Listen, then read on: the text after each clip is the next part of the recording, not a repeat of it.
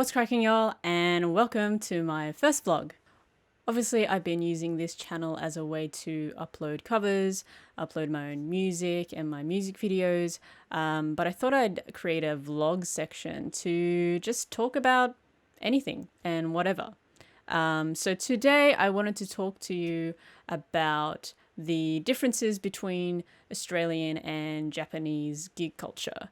I think I have a pretty unique perspective having lived in Sydney and Osaka and working as a musician. Obviously, my experiences aren't universal, maybe fairly limited compared to some people, but this is what I've seen and this is what I've experienced. I actually wrote a article for Happy Mag, which is this Australian-based online music publisher.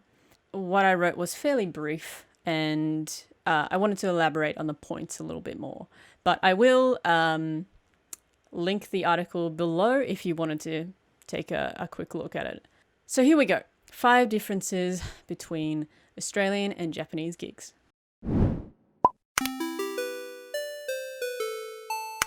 So my first point is silent versus noisy. And what I mean by that is the first thing you'll ever notice when you go to a Japanese gig with a Japanese artist is that it's completely silent during the sets. Even between the songs, during the songs, unless there's kind of an audience participation area, it's completely silent. There's no talking. As opposed to Sydney, where if you see a gig, you'll have a chat with a mate, you'll sing with the songs, you'll have a drink at the bar, etc. The first time I saw a Japanese band was for a math rock band called Toriko, and they were playing at this like small festival within a school, which was I found quite strange in the first place. There wasn't a huge crowd. And what I experienced was, in between their songs, they would tune, obviously, and you could just hear them because no one was talking. And I thought it was kind of like a one-time thing, because it wasn't a big crowd, and it might be kind of rude to talk to someone. And I also didn't have anyone to talk to while I was watching it. So I was like, strange. But cool, whatever. And then I started to get into more, Japanese artists. I saw a idol group called Perfume, which is like one of my favorite artists at the moment. And they're very famous in Japan, and they could fill Tokyo Dome 3 times over if they wanted to. Whether you're in a stadium or an arena, the whole crowd would just be silent during the songs while they're talking. As a listener, it's quite nice being able to hear them talk and not have people screaming in your ear with the lyrics and all that kind of stuff. As a musician, it's quite jarring. I feel as though I'm kind of forced to fill the silence, and I'm not a great talker during my sets. Not even in English, not even in Japanese. So I'm just like fumbling my way around it while I'm tuning, and it's totally awkward. Now I've gotten used to it. I've gotten used to the silence, and I've just let it be. But I do miss the kind of rowdiness of a Sydney gig. People are a lot more loose, a lot more fun, I guess, depending on the crowd. It's kind of this toss-up between trying to experience a gig as an individual or trying to experience a gig as a collective. Both have really good points and bad points as well. But yeah, that's a huge difference between the Australian and Japanese culture. The second point that I wanted to talk about was merchandise. I noticed kind of like a big difference between Australian merchandise and Japanese merchandise was physical CDs are still quite prominent in this culture. I guess especially in the indie scene, fans want their CDs signed, actually buy it off the artist as kind of like a authentic exchange, I guess. And also, I think the second most selling thing that they have is towels, like kind of face towels, I guess. People like to put it on their shoulders while they watch, spin them around if it calls be. It's, good way to wipe off your sweat if you're at a sweaty gig. and it's actually kind of useful. Here I've got my own CDs, and I've also got my own towel as well. Woo. Pretty cute. But also, I wanted to show you some other merchandise that some artists sell, primarily from my favorite band, Perfume. I think dad hats are becoming a lot more common. But we've got like rubber wristbands and like those phone rings, and I've gotten like a sleeping mask and stuff like that. So I think it's like a lot more diverse, I guess. Whereas I think I found Sydney merch like hoodies and t-shirts and vinyls as well is like a huge thing that's coming up, just as a vintage thing and all that kind of stuff. So I thought that was pretty interesting. Third point is punctuality. So Japanese people are, known to be punctual, and that kind of seeps into the music scene as well. So the main public transport is trains here in Japan. And unfortunately, they end around 12 a.m., 1 a.m., depending on where you live and which line you're taking. And people don't usually take taxis because they're considered too expensive, and Uber doesn't really exist here. So that kind of culture is not really prominent in Japan. So because of that, gigs start quite early compared to Sydney gigs, I think. So a Japanese gig typically might start, if it's in this indie scene, maybe 6 or 7 p.m. And end before 10, I reckon, 10, 11.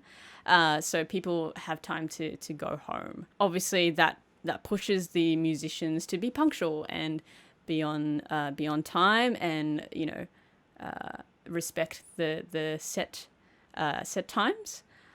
Whereas in Sydney, it can be a little loose. Gigs end whenever. We have the culture of taking the night bus or an Uber or crashing at someone else's place if they live nearby. Whereas that's not really much of an option in Japan. So that's a huge point. Number 4, no phones. I think this is like a bit of a talking point in maybe Western gigs where phones are totally allowed. But, there's this whole debate of, you're not actually enjoying the gig if you're recording it on your phone, if you're Snapchatting it the whole time or Instagramming it or whatever. Each to their own. People can enjoy whatever they want, but it might obscure your view, might be quite annoying, and all that. Whereas in Japan, they pretty much have this kind of blanket rule of no phones, no recording, or photos. I've never really known the reason for it. Talking to different musicians, they've provided different answers. Some people have said that it's a way to curate their own content, so there's nothing kind of up online where you've missed a note, you've stuffed up, a solo or something like that. Which is, I think, a fairly good point. But then it also limits the amount of content that there is up there. You never know how or when or where your content is going to get picked up by someone important. I guess the second point would be, I guess it would be kind of inappropriate. You might block someone's view. Your phone is turned on. It might make a noise during the set. Just a courtesy thing. But this kind of rule extends to like festivals and big concerts, and I don't know. I want to document at least some of it, just to maybe even show my friends or be like, I went to this gig and this is what they did and this is what the lighting was like and this is what the sound was like. So yeah, it's a little bit annoying, but again, I've gotten used to it. And number 5, I don't know how to kind of title this point. I'm just going to say staff. This is kind of purely from a musician perspective and not as a viewer or a listener. I think the first time I came to Japan, I was kind of surprised by how organized, the gigs were before, during, and after the setups and all that kind of stuff. I was also kind of surprised by the amount of women in the industry. I don't know, you don't see many female roadies or female sound guys, whatever that means. But the first, proper gig that I did here, it was like an audition. And I had this sound woman, and I was like, huh, that's really weird. Like I've never experienced that. And they're very polite. They're very kind. Whereas this Sydney musician perspective is that they're all grumpy old dudes.